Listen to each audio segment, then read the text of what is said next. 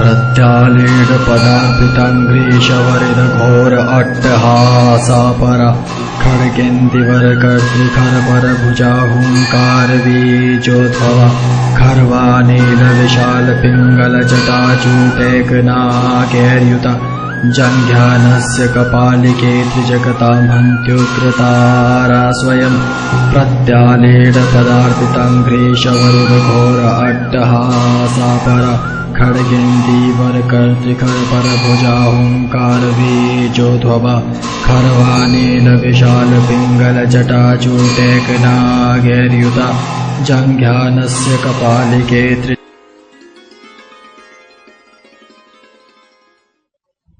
प्रणाम। आज हम भस्त्रिका प्राणायाम की बात करेंगे। भस्त्रिका प्राणायाम लोहार की धौंकनी की तरह किया जाता है। भस्त्रिका प्राणायाम का तात्पर्य है श्वास को तीव्रता से भीतर भरना और लगातार भरते ही चले जाना।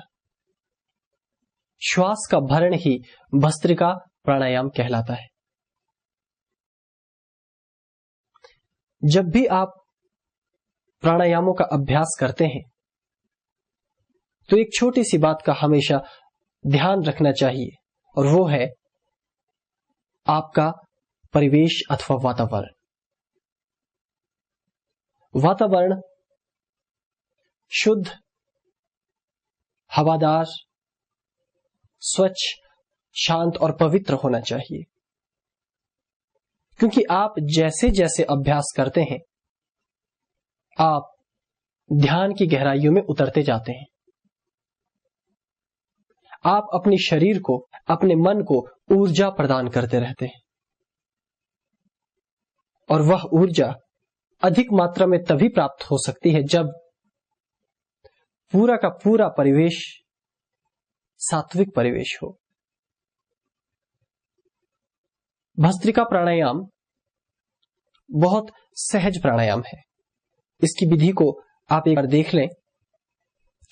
दोनों नासिकाओं से एक साथ तीव्रता से श्वास फेफड़ों में भर लेनी है, लेकिन ध्यान रहे आरंभ में साधक धीरे धीरे अभ्यास करे, धीरे धीरे श्वास भीतर भरे और धीरे धीरे ही बाहर छोड़े। किंतु जैसे जैसे साधक की सामर्थ्य बढ़ती जाती है वह अपनी गति को भी बढ़ा सकता है। लेकिन हृदय रोग से पीड़ित व्यक्ति अथवा खांसी इत्यादि से पीड़ित व्यक्ति इसे बहुत धीमी गति से करें।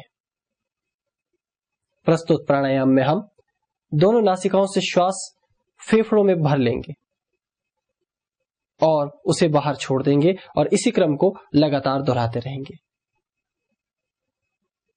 आप नेत्र मूंद कर आज्ञा चक्र पर ध्यान रखें जहां हम तिलक लगाते हैं, और श्वास को तीव्रता से फेफड़ों में भरकर बाहर छोड़ते रहें।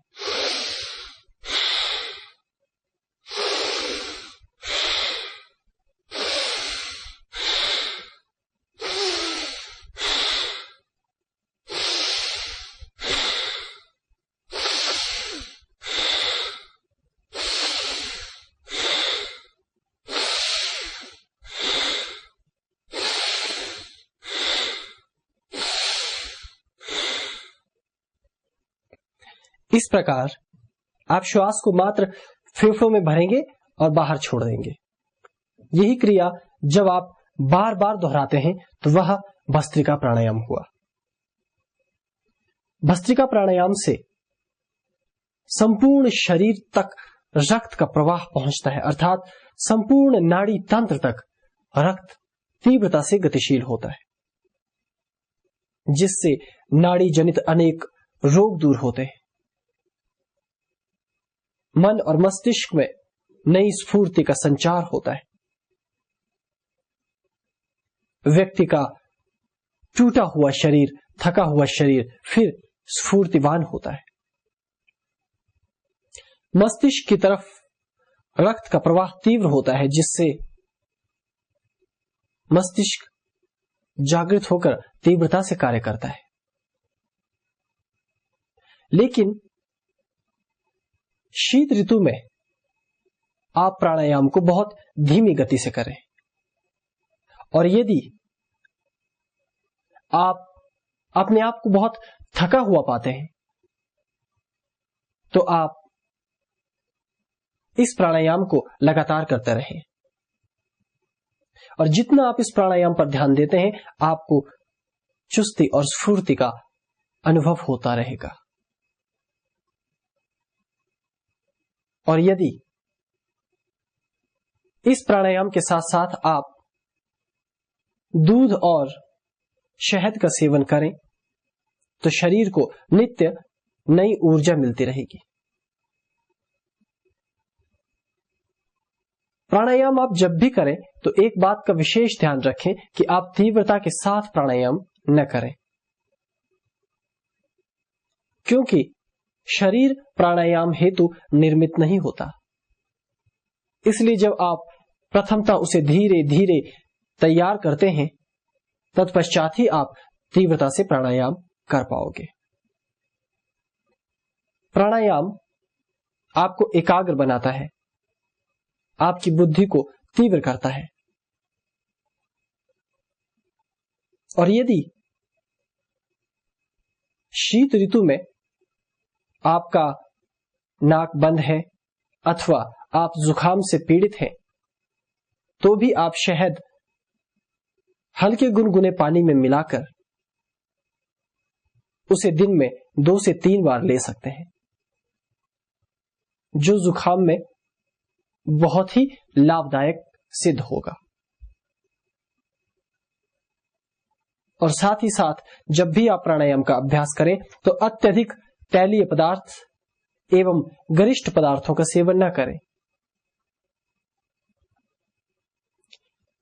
भस्त्रिका प्राणायाम देखने में बहुत ही सहज प्राणायाम है, लेकिन जितना सहज दिखता है, इसके परिणाम, इसके फल उतने ही अच्छे हैं। इसका मात्र भौतिक अथवा दैहिक लाभ ही नहीं है कि आप मात्र दैहिक रोगों से ही मुक्ति पाएंगे, अपितु मानव शरीर के भीतर एक दिव्य ऊर्जा, कुंडलिनी नाम की एक शक्ति छिपी पड़ी है। यदि वह शक्ति किसी भी तरह आप जागृत कर पाए तो आप अपने भीतर एक नए युग पुरुष का अवतरण देखोगे। और प्रस्तुत प्राणायाम कुंडलिनी जागरण में बहुत ही सहायक है।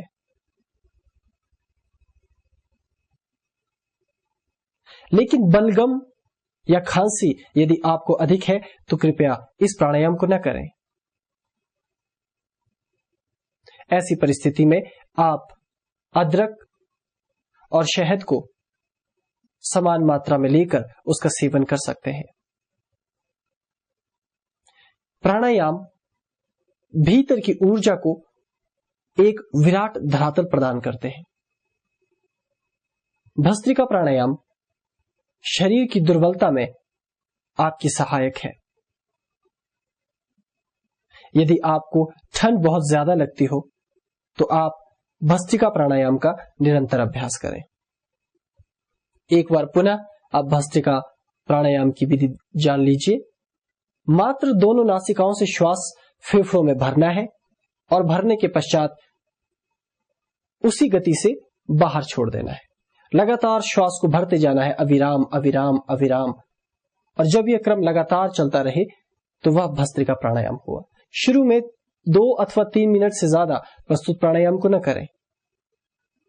और जब भी आप प्राणायाम करें तो भोजन किए हुए कम से कम 4 घंटे बीत चुके हों। आप सहज आसन अथवा सुखासन में बैठें और नेत्र मूंद कर आगे चक्र में ध्यान लगाएं। दोनों नासिकाओं से तीव्रता से श्वास भीतर ले जाएं और बाहर छोड़ते रहें।